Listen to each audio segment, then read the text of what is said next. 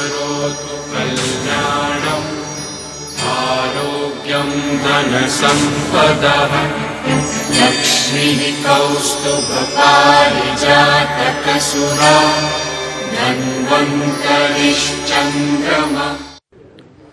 नमस्कार, आप देख रहे हैं हमारी खास पेशकश आयुष्मान भाव। मैं हूं आपके साथ रविंद्र सिंह। अपने इस खास कार्यक्रम के माध्यम से हम आयुर्वेद पद्धति और प्राकृतिक चिकित्सा के जरिए उपचार के तरीके आपको घर बैठे बताते हैं।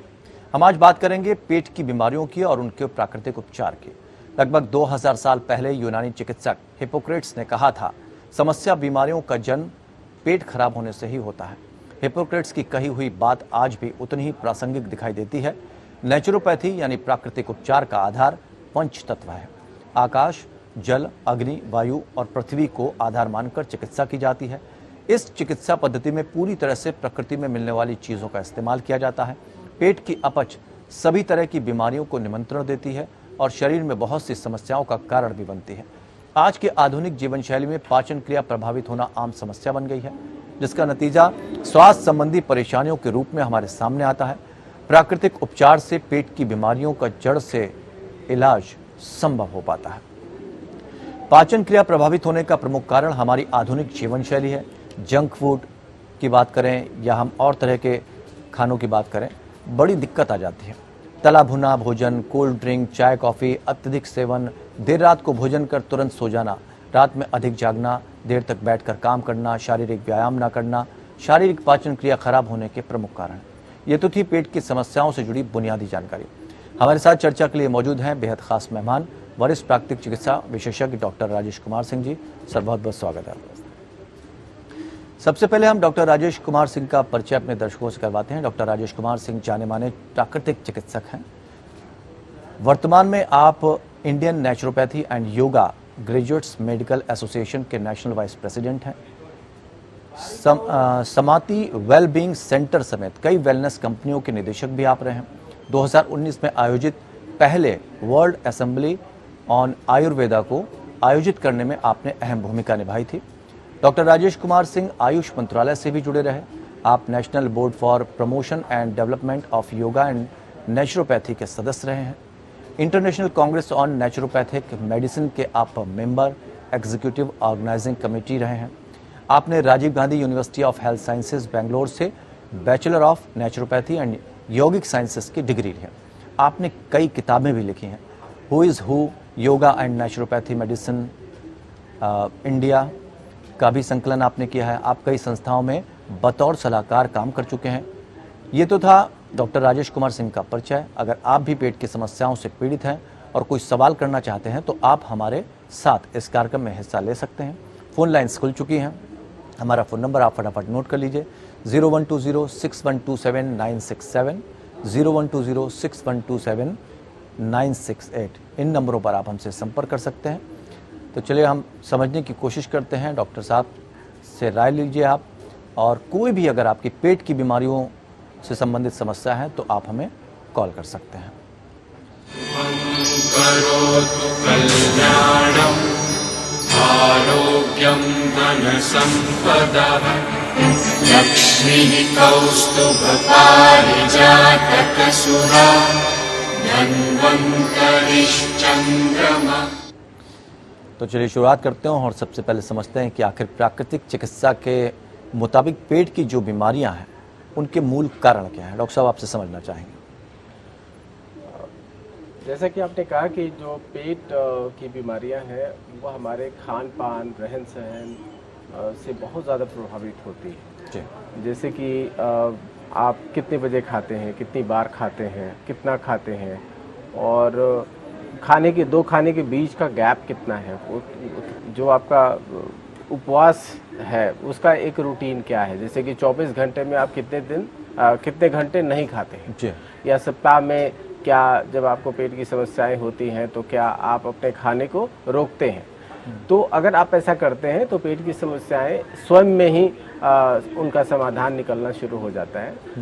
तो मुख्य चीज़ जो है वो ये है कि आपके खान पान, जो आपका कंटेंट है जो आप प्लेट में डालते हैं, वो कितना हेल्दी है, वो कितना बैलेंस्ड है, उसमें कितना फ्रूट्स और वेजिटेबल्स का समावेश है, आप कितना पानी पीते हैं, आप एक्सरसाइज करते हैं कि नहीं, आपका दिन भर का दिनचर्या क्या है, आप किस तरह से अपने शरीर की जो शक्ति है उसको खर्च करते हैं।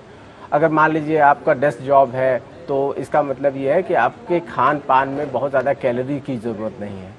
तो बहुत सारे फैक्टर्स हैं जो बेसिकली एक कंट्रीब्यूट करता है पेट की बीमारियों को, और पेट जो है अगर वो ठीक नहीं रहता है तो आपका पूरा दिन खराब हो जाता है।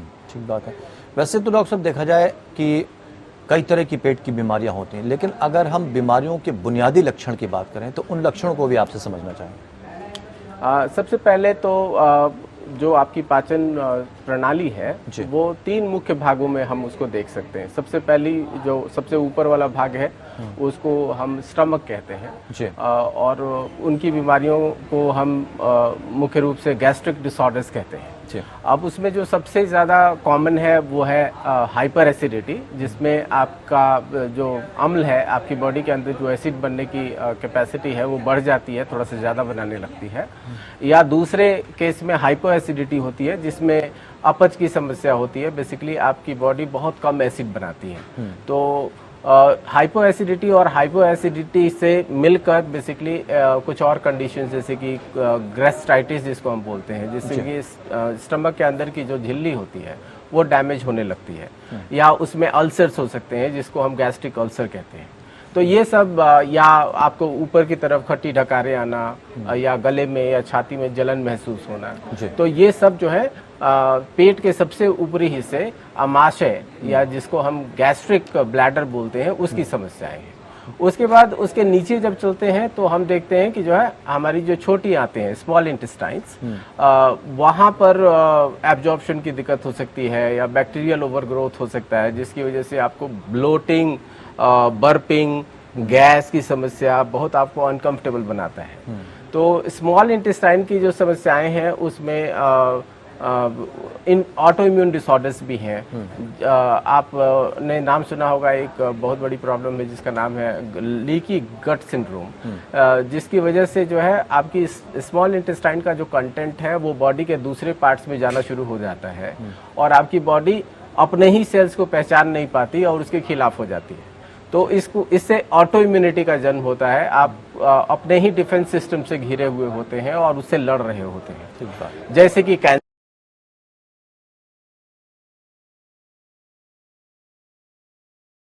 है। इन सब का जो जन्म है वो ऑटो इम्यूनिटी है। तो आपकी जो स्मॉल इंटेस्टाइन का हेल्थ है वो बहुत ही इम्पॉर्टेंट है। अगर किसी कारण से स्मॉल इंटेस्टाइन का जो विलाई है जो बेसिकली एब्जॉर्प्शन करती है हमारे सारे शरीर के लिए जो जरूरी आवश्यक तत्व होते हैं, न्यूट्रिएंट्स होते हैं, अगर वो बीमार पड़ जाती है तो हो सकता है कि आपको लगातार विटामिन B12 की कमी हो या लगातार आयरन की कमी हो, और आप किसी भी ओरल तरीके से उसको सप्लीमेंट नहीं कर सकते, आप उसको ठीक नहीं कर सकते क्योंकि आपकी स्मॉल इंटेस्टाइन एब्जॉर्ब ही नहीं कर पा रही है। और जो लास्ट पार्ट है हमारा जिसको हम बोलते हैं कोलन या बड़ी आंतें, इसमें भी बहुत सारी प्रॉब्लम्स हैं, जैसे कि कोलाइटिस जिसको हम बोलते हैं कि कभी कब्ज हो जाना या डायरिया हो जाना, और स्मॉल इंटेस्टाइन में एक और प्रॉब्लम थी जो काफी बड़ी हो रही है आज के डेट में, उसका नाम है इरिटेबल बाउल सिंड्रोम। तो उससे जो है आपको बार बार जो है पखाना टॉयलेट की तरफ आपको दौड़ना पड़ता है। तो ये कोलाइटिस हो या क्रॉन्स डिसीज हो या इरिटेबल बाउल सिंड्रोम हो या क्रॉनिक कॉन्स्टिपेशन हो, ये सब जो है लार्ज इंटेस्टाइन की प्रॉब्लम्स है। हालांकि अमेरिका जैसे देशों में जहाँ पर बहुत कम फल और सब्जियां खाई जाती हैं, वहाँ पे कोलन कैंसर और कोलोरेक्टल डिसीजेस भी बहुत बड़ी संख्या में पाए जाते हैं। हमारे इंडिया में भी बवासीर आप देखेंगे जो बेसिकली कॉन्स्टिपेशन की अगली इकाई है। कॉन्स्टिपेशन लंबे समय से रहने की वजह से आप जबरदस्ती जो है अपने पेट को खाली करने की कोशिश करते हैं, और उसमें जो है आपका जो गुदा द्वार के पास जो आपकी खून की नलियां हैं वो फट जाती हैं, तो खूनी बवासीर उसको बोलते हैं, या उसमें मवाद जमा होने लगता है, या फिर वहाँ पे एक बुट्ठा जैसा महसूस होता है जिसको जो बेसिकली एक तरह का मसल का ही एक इन्फ्लेमेटरी चीज। लाइफ स्टाइल भी बहुत चेंज हो गई लोगों की, तो लाइफ स्टाइल से जुड़े जो पेट के रोग हैं उनके बारे में थोड़ा आप हमें बताने की कोशिश करें, क्योंकि आजकल ज्यादातर समस्याएं जो है लाइफ स्टाइल से जुड़ी हैं। तो लाइफ स्टाइल से जुड़े पेट के रोगों के बारे में थोड़ा समझें। अब कॉमनली अगर हम देखें तो सारी की सारी हमारी जो पेट से संबंधित समस्याएं हैं वो हमारी लाइफस्टाइल डिसऑर्डर्स जी। हैं। अब इसमें 3 मेजर फैक्टर्स हैं। पहला फैक्टर तो ये है कि आपके खाने का जो कंटेंट है वो क्या है, जी।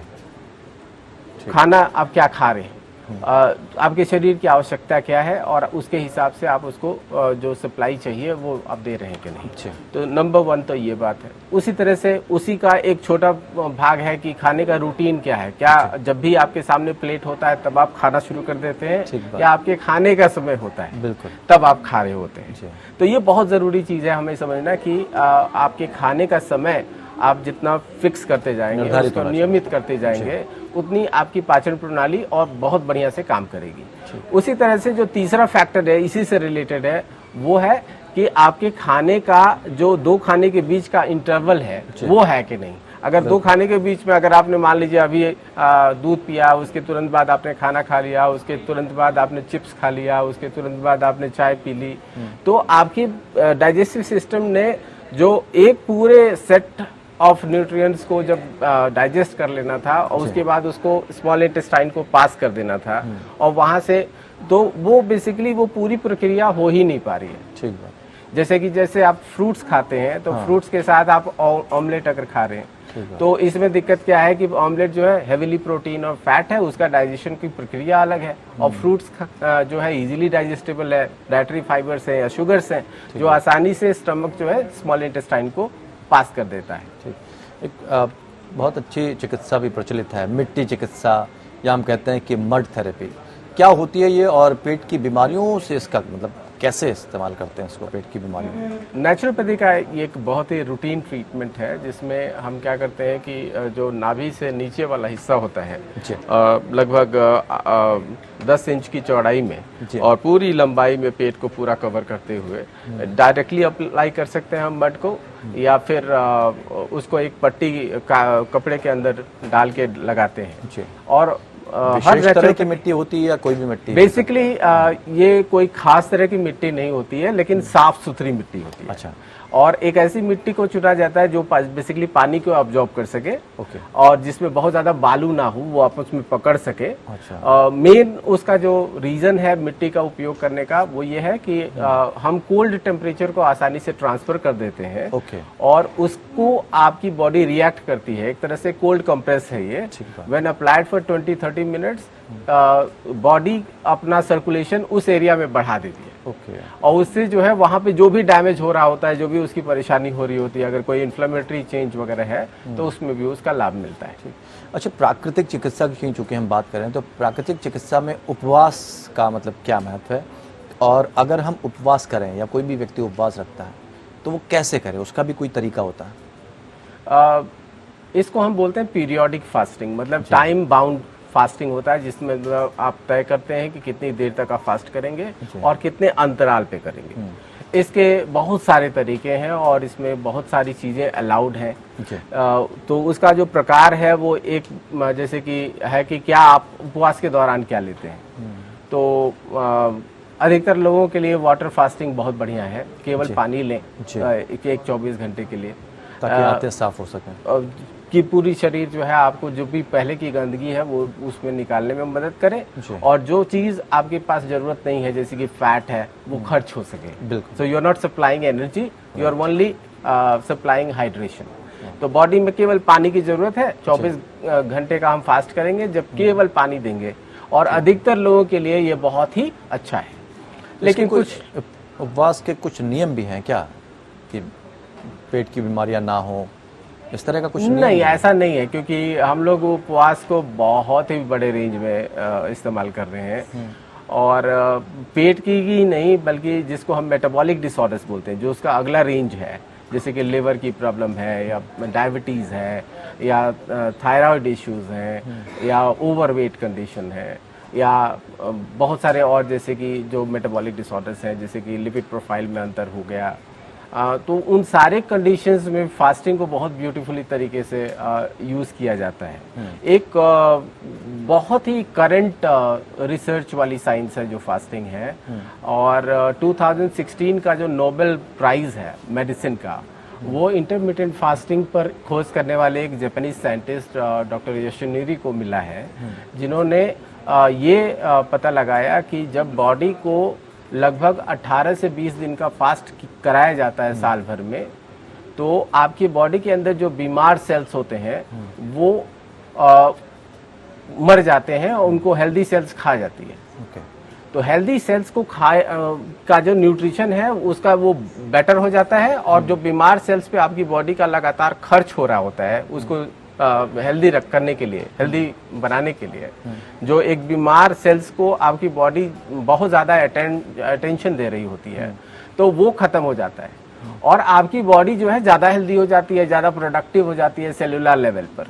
तो मतलब अगर आप चाहते हैं कि बहुत सारी बीमारियां जैसे कि कैंसर है या सीवियर ओबेसिटी से पैदा होने वाली या फैट एब्डोमिनिटी से पैदा होने वाली बहुत सारी बीमारियां हैं, वो आसानी से आप सेलुलर लेवल पर खत्म कर सकते हैं अगर आप साल भर में 365 डेज में केवल 20 दिन की फास्टिंग करते हैं। आप कैंसर रोक सकते हैं। अरे वाह। तो ये बहुत बड़ी डिस्कवरी थी, इसीलिए मेडिसिन का जो सबसे बड़ा प्राइज है नोबेल प्राइज 2016 का डॉक्टर योशिनोरी को दिया गया। और इस पूरे कॉन्सेप्ट का नाम है ऑटोफेजी। ऑटोफेजी में जो हेल्दी सेल है बीमार सेल को खा जाता है।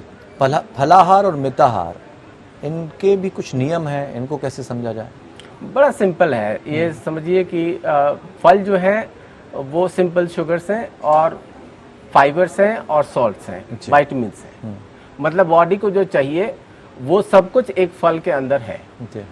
तो अब जब आप फलाहार करते हैं तो ये समझना जरूरी है कि उसमें वैरायटी हो, वो लोकल फ्रूट हो, वो इसी सीजन का हो, कहीं कोल्ड स्टोरेज से ना निकल रहा हो, या कोई विदेशी फ्रूट नहीं खा रहे हो, इम्पोर्टेड फ्रूट नहीं खा रहे हो जो 6 महीने सी में ट्रेवल करके आया है, या जेनेटिकली मॉडिफाइड फ्रूट नहीं है, तो ऑर्गेनिकली प्रोड्यूस। कितने दिन तक रखा हुआ फल खा सकते हैं? जनरली फ्रूट की जो शेल्फ लाइफ है बहुत छोटी होती है। मतलब जो बेस्ट फ्रूट्स हैं जैसे कि एप्पल, उसको भी आप 1 महीने से ज्यादा स्टोर नहीं कर सकते अगर वो ऑर्गेनिकली प्रोड्यूस्ड होगा। लेकिन बहुत सारे इंपोर्टेड फ्रूट्स जो है वो आप लंबे समय तक प्रिजर्व कर सकते हैं, और उसका कारण ये होता है कि उसको या तो जेनेटिकली मॉडिफाई किया गया है या हेवीली केमिकल से ट्रीट किया गया है।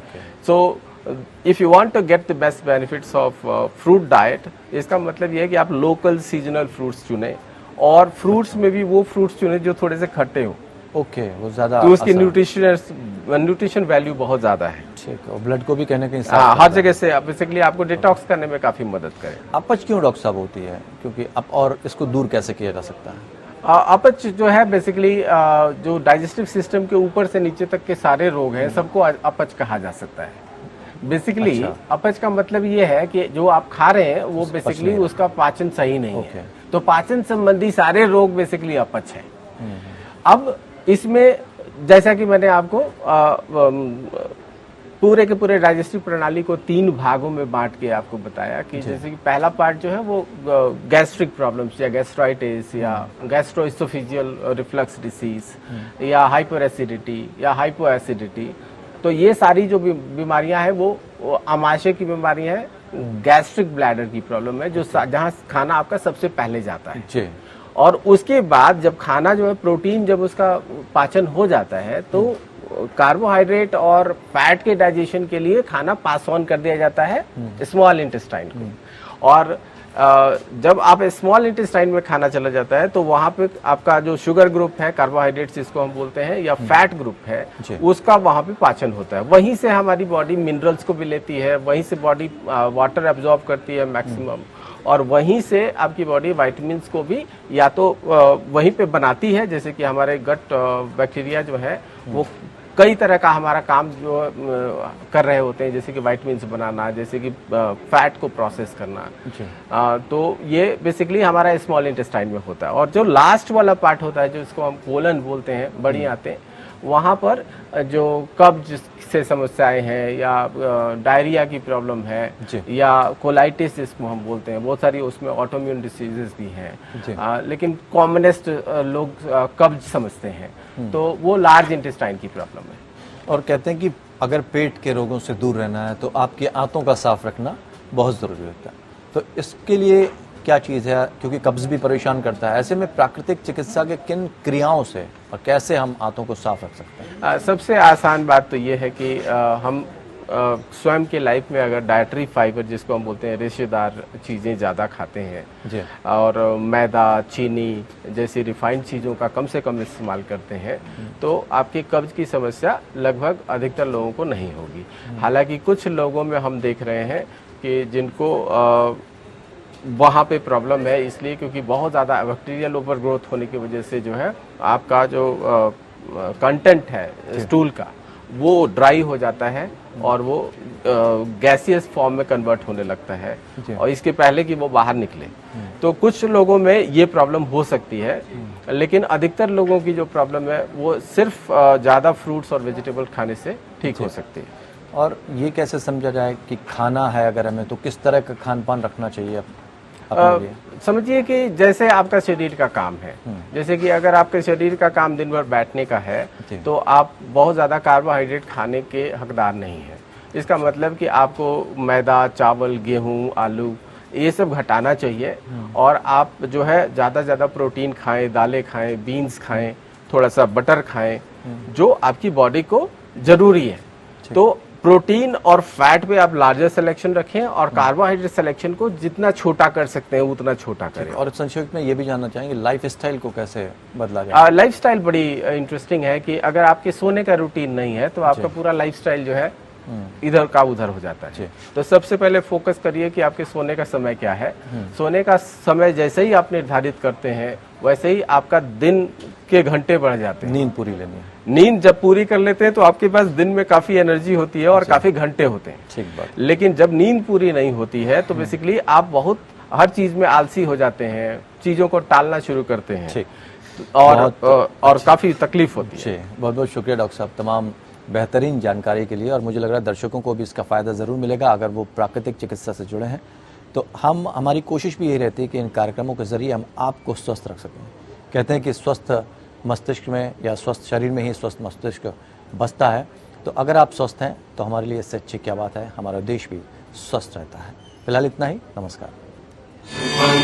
करोतु कल्याणम् आरोग्यं धनसम्पदः लक्ष्मीः कौस्तुभपारिजातकसुरा धन्वन्तरिश्चन्द्रमा।